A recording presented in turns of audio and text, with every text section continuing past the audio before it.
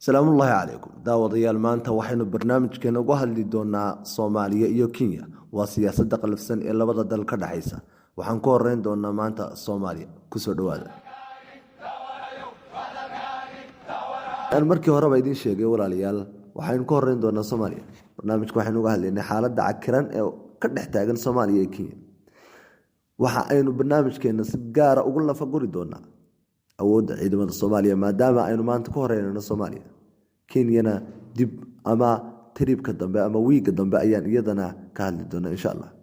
waa sidee xaalka ciidamada Soomaalida ayaa waxa lagu tilmaamay inay yihiin ciidamo ka badan marka la dhinac dhigo kuwa Kenya ugana khibrad badan xagga dagaalka maadaama ay yihiin ciidamo dagaal joogto ah gala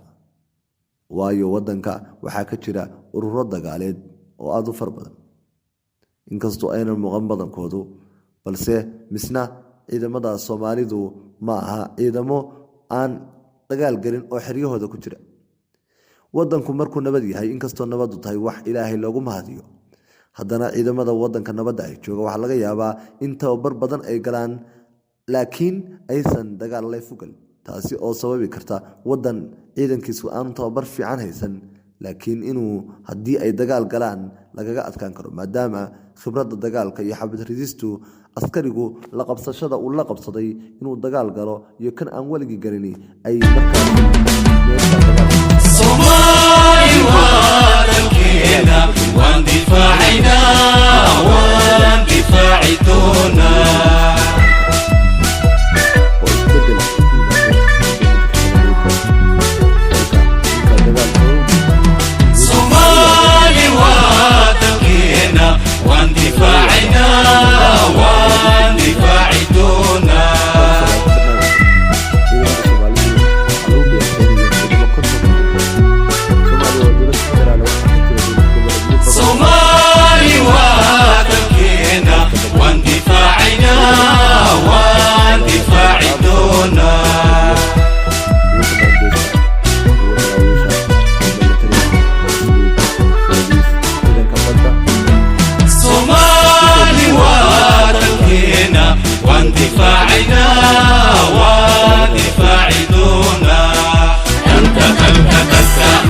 Kenya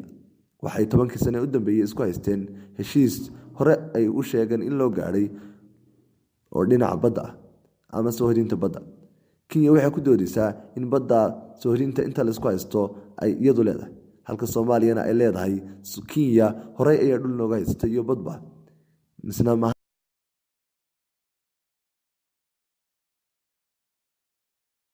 حلايا عسكري ما أنت أشخاص أدرسه إنه عاو عرفتي سي باهين أما حاسكي سي حنوسين علمي سي حنوسين أسجن أو شخاص قرن كديارو إنه قبته وزن عارف ما ذهنوا دبر كرن حق دقالي حق استوى وأسجن أنت حافظي سنو سؤال كرن ودور بدأ إنه قرن كيس الدفاع شخاص قرن كولا فراي لحنت أسوي جيف خوجس رابك ولداي Somali wadankeena waan difaacayna waan difaaci doonaa